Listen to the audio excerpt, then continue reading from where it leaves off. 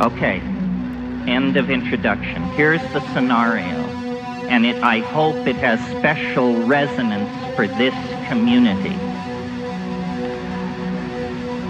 All animal species tend to evolve into an ecological niche and stabilize themselves there. Ants and termites have been at equilibrium for hundreds of millions of years.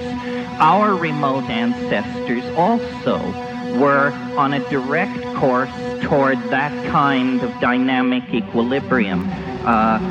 We were evolving toward being fruit-eating, canopy-living, insectivorous primates with an advanced repertoire of pack signals, and this was apparently to be our evolutionary destiny.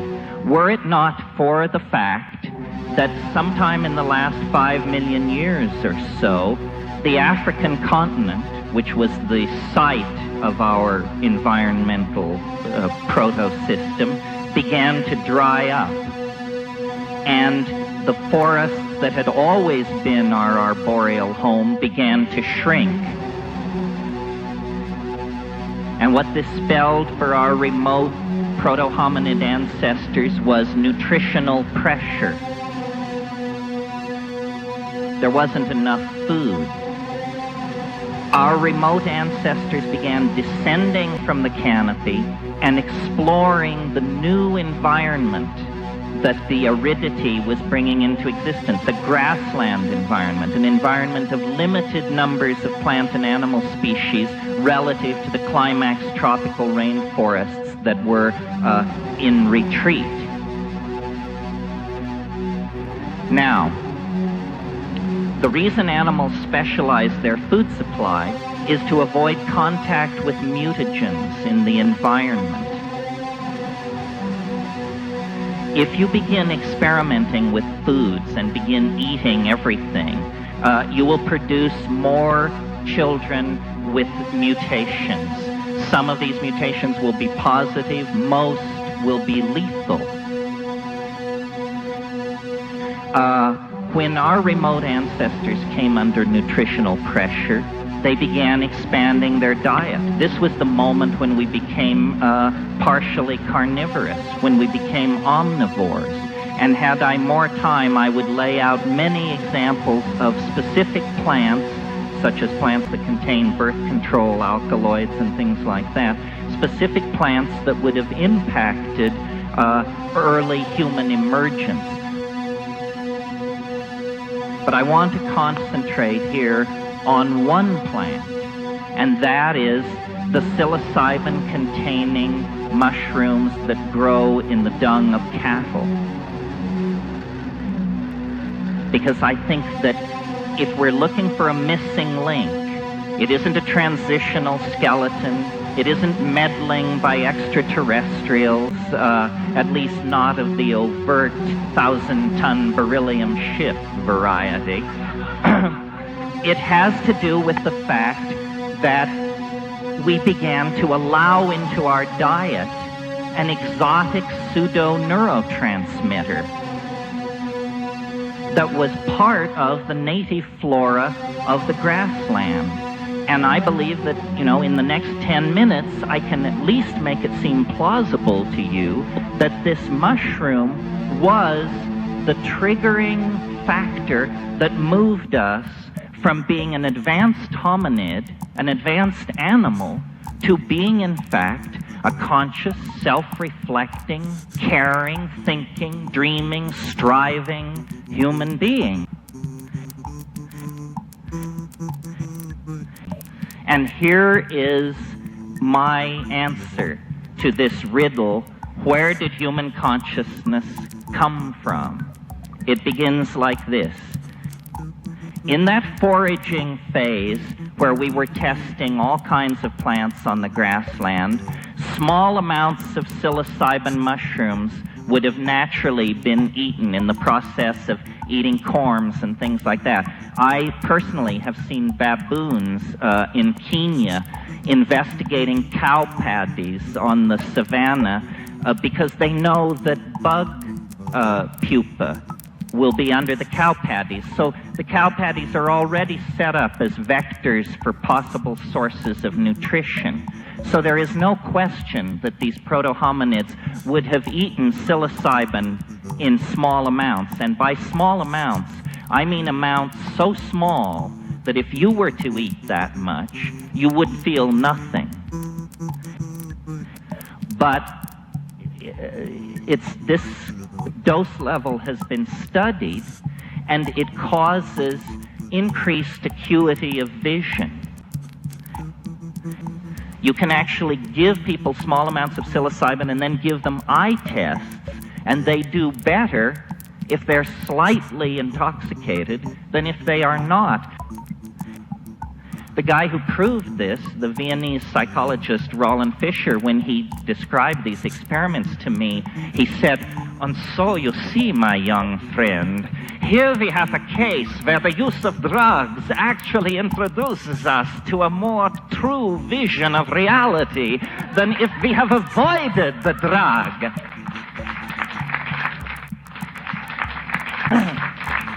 Scientific proof that the drug is telling you more about reality than if you had refused it. All right, now, what kind of visual acuity is it that is being improved? Well, it turns out it's what's called edge detection. In the grassland environment, where the movement of small animals means dinner, and the movement of large animals means you become dinner, a plant which confers increased visual acuity is going to immediately confer an adaptive advantage on those members of the group that let it in.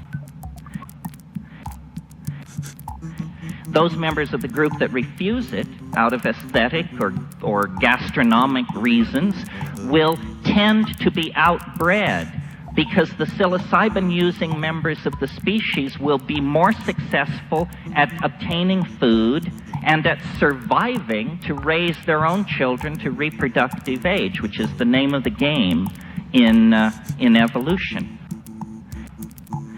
So that's step one of a three-step process that leads to the explosion of consciousness in the hominid brain.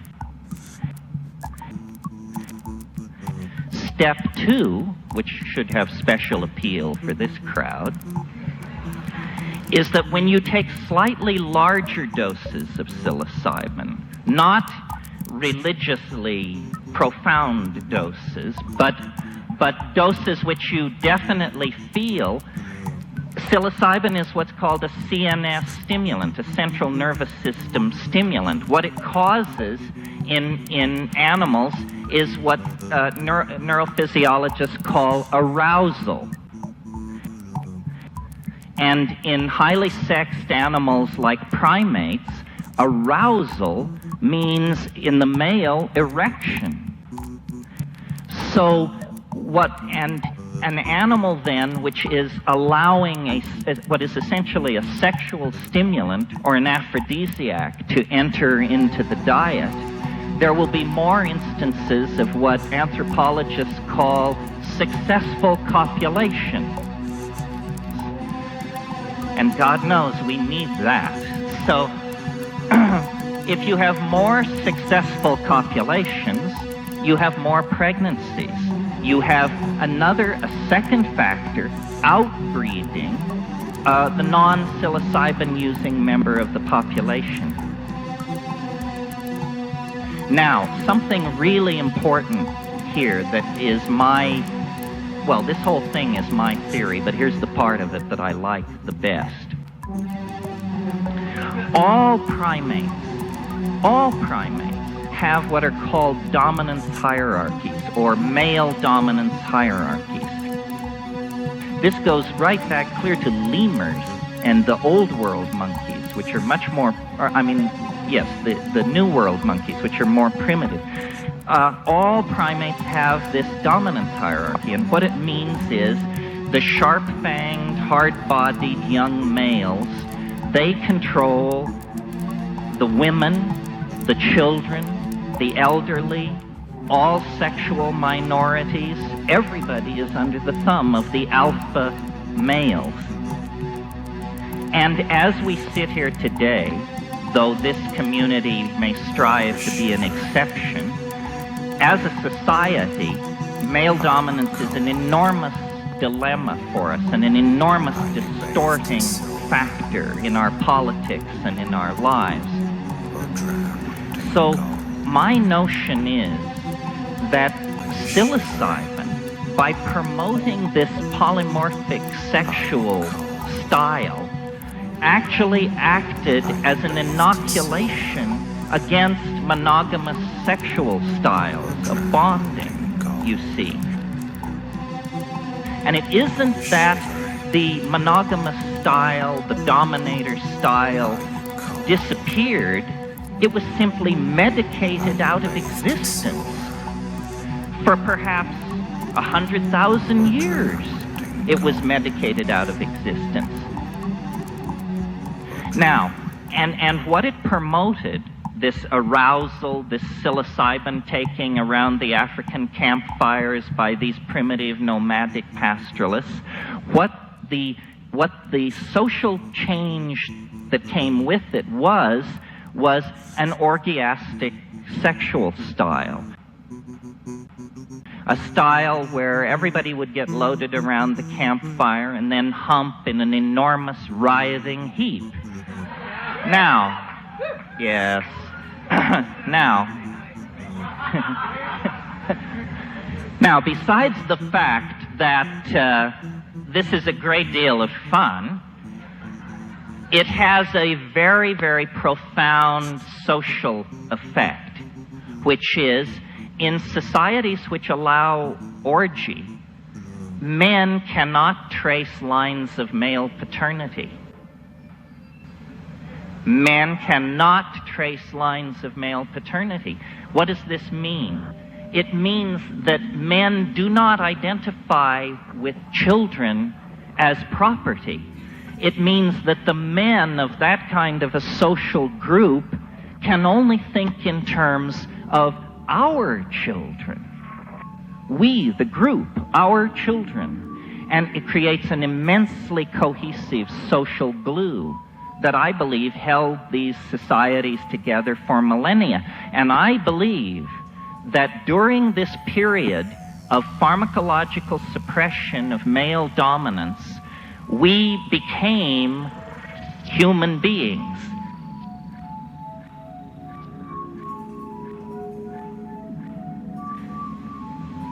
Theater, poetry, magic, art, altruism, dance, symbolic and cognitive activity of every sort was born in that window of opportunity when there was simultaneously a chemical suppression of male dominance and consequently an opening to Gaian intentionality, to the intent of the larger biological systems in which the human system was embedded, and a kind of paradise.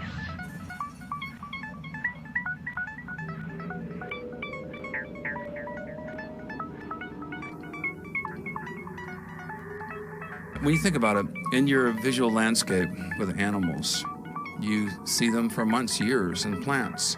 So you have a familiarity factor. But mushrooms that come up and disappear in 4 or 5 days, some of them can feed you, some can kill you, some can heal you, some can send you on a spiritual journey. So to have something so powerful and yet so ephemeral, it's natural for humans to avoid that which they don't understand out of fear because they don't know the difference. But 23 primates consume mushrooms, humans being one of them.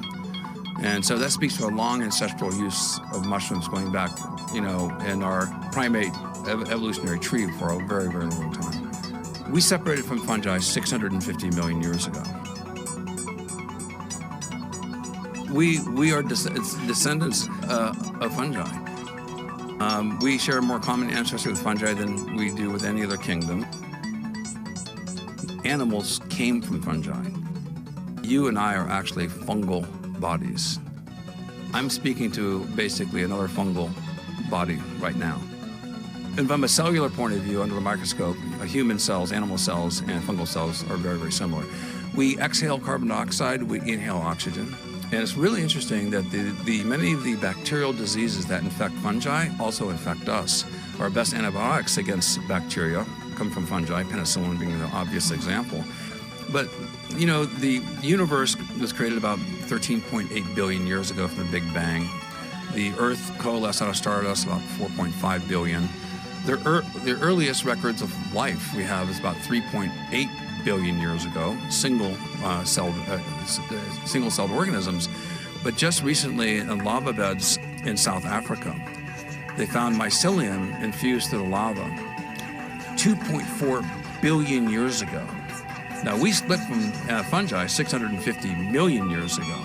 And then in Brazil this past year, they found a fully intact, apparently a fossilized mushroom published in Nature, which is a very, very reputable scientific journal. And that one is 1.4 billion years old. So the oldest multicellular organism in the fossil record today is this fungus in lava in South Africa 2.4 billion years ago. A fully formed mushroom who had its form was growing 1.4 billion years ago. We separated from fungi 650 million years ago. Mushrooms have had their form longer than we've had our form by more than 1 billion years. But think of that. Mushrooms had their form before we had ours. These are elders. These are ancient organisms. These are the overlord underlords of our ecosystem.